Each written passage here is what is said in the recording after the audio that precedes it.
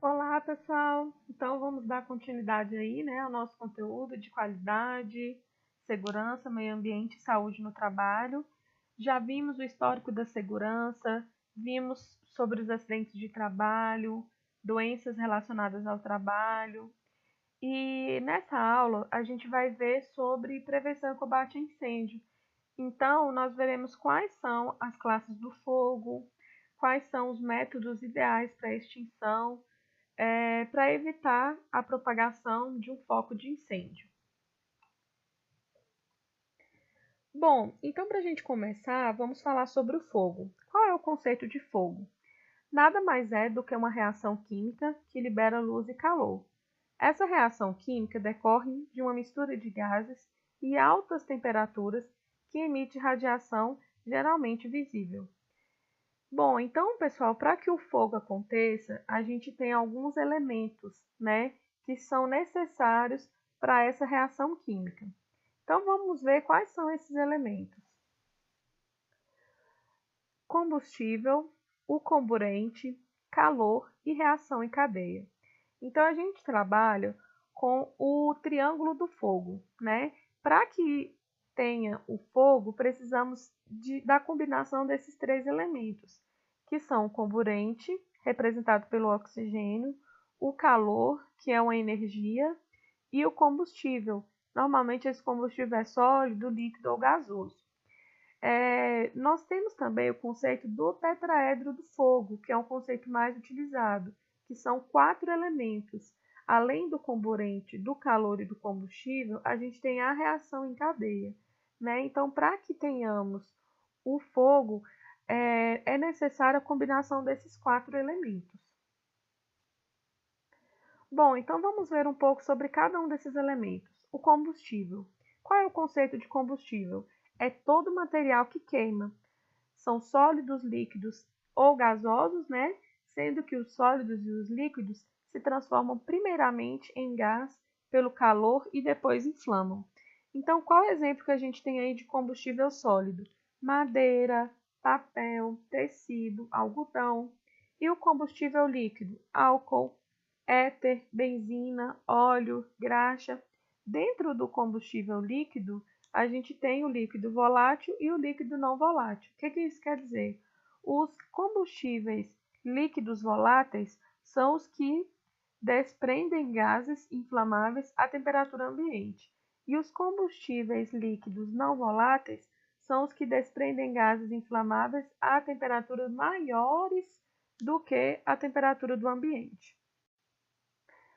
Bom, o segundo elemento, que é o comburente, é o elemento ativador do fogo, que se combina com os vapores inflamáveis e os combustíveis, dando vida às chamas e possibilitando a expansão do fogo. Compõe o ar atmosférico na porcentagem de 21%, sendo que o mínimo exigível para sustentar a combustão é de 16%. Então, o exemplo que a gente tem aí do comburente é o oxigênio. Então, o oxigênio, ele é um elemento que faz parte aí, né, da combinação do fogo. Por isso que uma das técnicas de extinção é o abafamento. Então, quando a gente utiliza a técnica de abafamento, né, para extinguir um foco de incêndio, a gente está retirando o oxigênio ali daquele tetraedro. Então, retirando um desses elementos, a gente está a gente está aplicando uma técnica de extinção do fogo.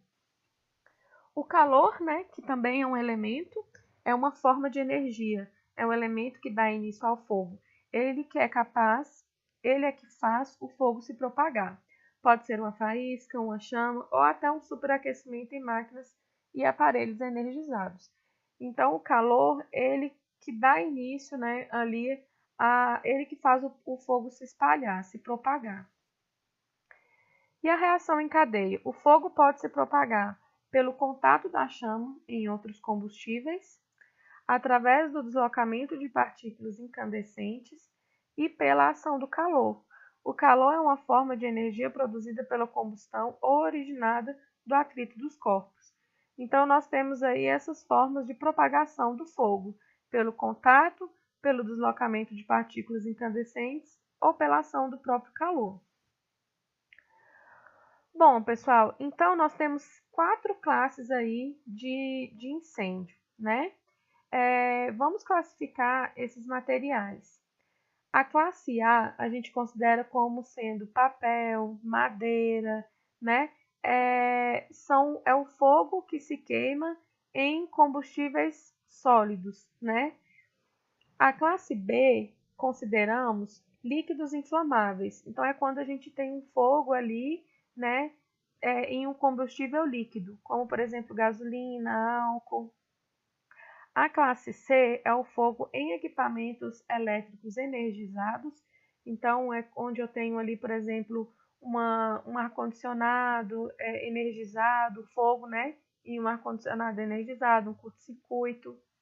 A classe D são materiais combustíveis, pirofóricos, né? E a classe K é o óleo e gordura. Então vamos ver mais aprofundadamente aí sobre essas classes.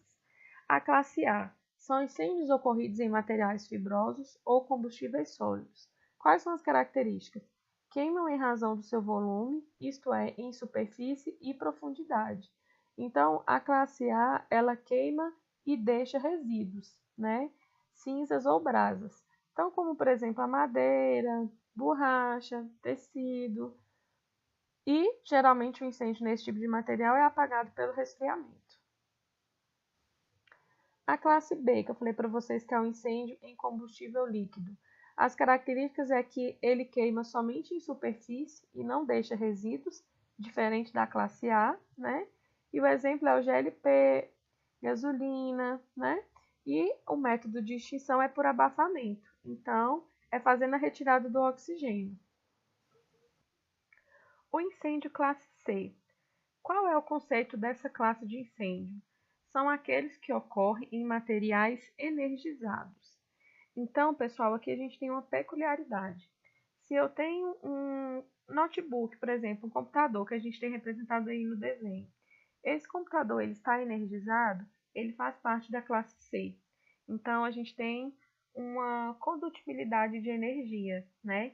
Se esse computador ele está desenergizado, né, ele não está ligado, ele não conduz eletricidade. Então, passa a ser um incêndio de classe A, beleza? Então, quais são as características? Oferecem alto risco à vida na ação de combate pela presença de eletricidade.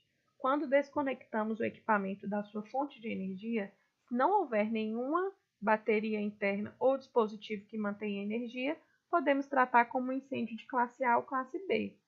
Então, como por exemplo, nós temos transformadores, motores, interruptores, e a extinção desses equipamentos é proibido a utilização de água e gás carbônico, porque vai ter a condução de energia, né?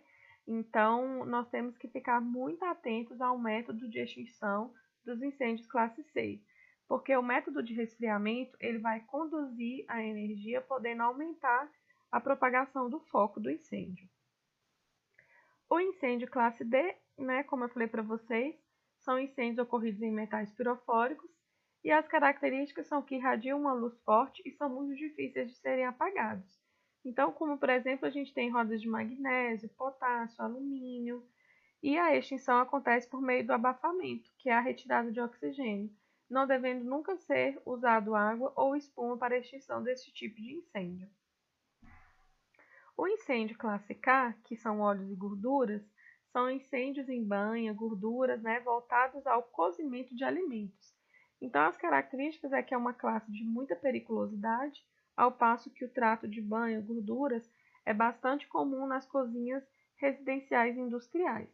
Então, os exemplos que a gente tem são incêndio em cozinha e a extinção é jamais combater com água.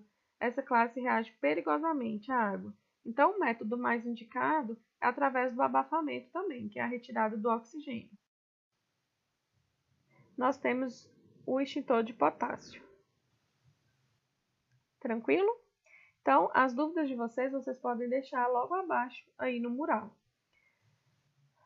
Bom, então os meios de propagação do fogo, né? Nós temos 3 métodos de propagação do fogo, que é por condução, onde a molécula ela vai ser transmitida, né, por meio do contato. O método de convecção, que é uma massa de ar quente, é uma transmissão vertical, né? Que a tendência é subir, né? E o método de radiação, que são ondas de energia calorífica, como por exemplo ondas solares, né? Que é a velocidade da luz horizontalmente. Os meios de extinção. Resfriamento. O que consiste? O resfriamento é um método na diminuição da temperatura e, consequentemente, diminuição do calor. Então, é quando eu utilizo a água, por exemplo, né, o extintor de água é um método de extinção por resfriamento.